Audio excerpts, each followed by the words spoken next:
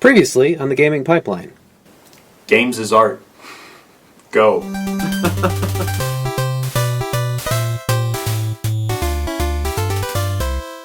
Well, and one that is also very nice, and I think really is art, more than, I shouldn't say more than, I should say as much as it is video games, Braid.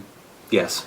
You have, once again, the beautiful artwork in the background. And it's deliberately, consciously trying to look like a painting. Yeah, and a storyline, and just this, and you get to feeling, especially if you're just if you start reading the books and stuff. Who is this person? You know, what happened with this? And you start to feel, and these emotions start welling up, and then you get the music. Yes, and the music is an intrinsic part of this experience, art. And we talked about the visual aspects, but now let's talk about the musical aspects.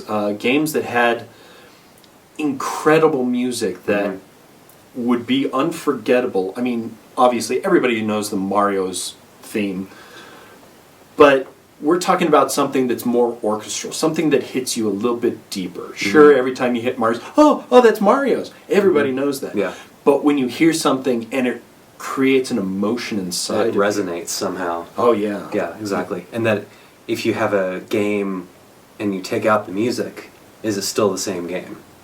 Like Mario, you could turn it off. How many NES games have you said in your videos, oh, just turn off the audio, just, listen to your iPod, don't worry about it.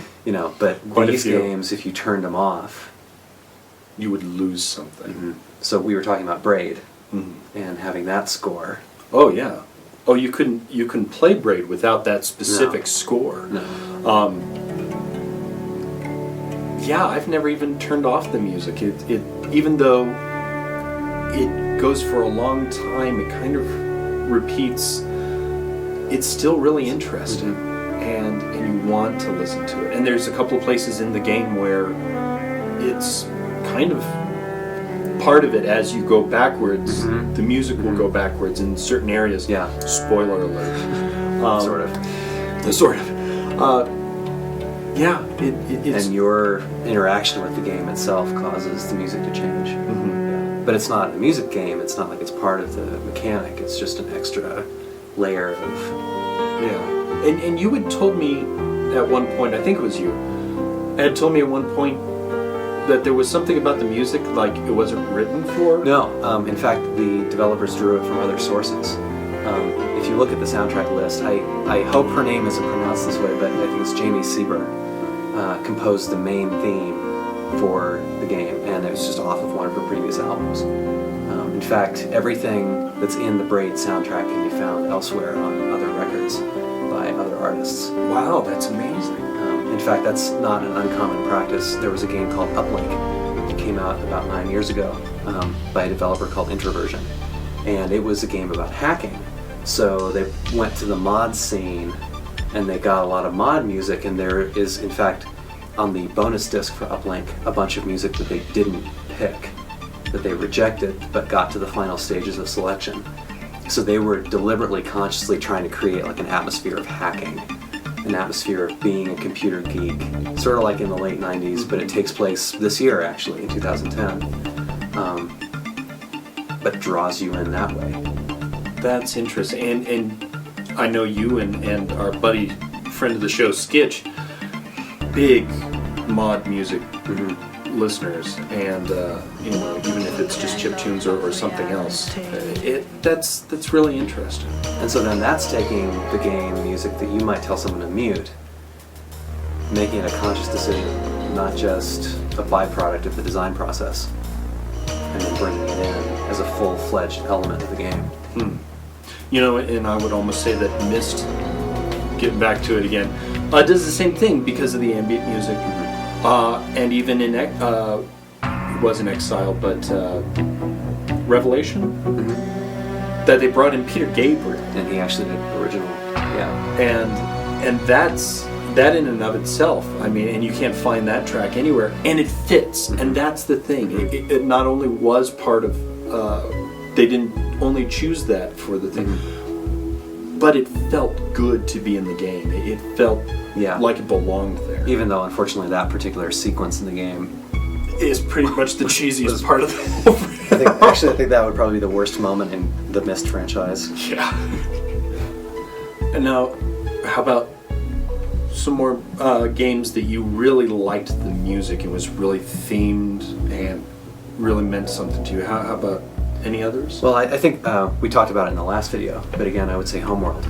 And the way I describe this to people, and the way we were talking about it earlier, was, imagine being a group of people behind enemy lines. You don't really have any support, and you're about to get into a big fight. And, whatever the genre is, if it's like Naked Scotsman coming over the hill, or, cars or spaceships or whatever it is, but just imagine like having basically a ridge line, and essentially your enemies coming over the ridge. And seeing them, and they're coming, battle is coming, and just having a soundtrack come in then that like plays to like this deep, my mother would say, second chakra, like this very deep sort of percussive music that says, you're going into battle now. This is your soundtrack. And it's like watching a Lord of the Rings movie, but where with Lord of the Rings, you're back from the environment. You're separated from the action. This time you're actually drawn into it, and you are an active member. Your mistakes define the outcome of the combat. And this soundtrack, rather than just being a device, is suddenly an integrated, like I said, component of the experience. I gotta play this game. This sounds really... that sounds really, really deep. And for me, I think it would be Final Fantasy, but it would have to be the theme that's been through all. There's the beginning theme where you turn on the game and you've got the soundtrack that just goes up in chords and down in chords and up in chords and down in chords, and then you've got you've gone on your first quest, the title screen that you didn't get in the first place, and it's a triumphant, just this massively triumphant kind of song. And I heard somebody has made orchestral versions of these, and I've listened to a couple of them, and they're absolutely marvelous. And even without the game mechanic, it still creates an emotion. And especially since they've made it through every single one, but I still hear that old NES chip tune, but now it's got the orchestra behind it, and I get that feeling every single time. Those things that it was trying to be before, and now it is. Yeah. Anything like that for you? Well, I think the biggest thing is we're so used to, and this gets back to the concept of video games as art. Think about film or cinema as art, and the concept that these things have a soundtrack. How often is there some sort of triumphal theme when there's a triumph on the screen? But this time for us as gamers, the triumph is our triumph. And the great deed is our great deed. And we sort of have this desire, I think unconsciously, just as being raised on cinema, that we expect something triumphant to accompany our triumphs. So if the music taps into that desire discreetly enough that it's not, heavy and just bearing down on you, but just says, here it is, like, here's your theme. And then that's forever associated with that great thing that you did. And, maybe the idea of games as art is the idea of games as our experience. That how many things have you done in games that you'll never do in real life? But it's like you have. It's like a memory that you have that you really can't differentiate. Yeah, and if you could just keep those things. Yeah, well, and you do. You do keep those things in, and that's, I think, why when you listen to music, it does create a response every single time. Something that the Mario theme just can't do. Nope, sorry. Well, what do you think about this conversation? Start up your own conversation and figure out what you guys think in the comments below. Anyways, thanks for joining us, and we'll see you next week on the Gaming Pipeline.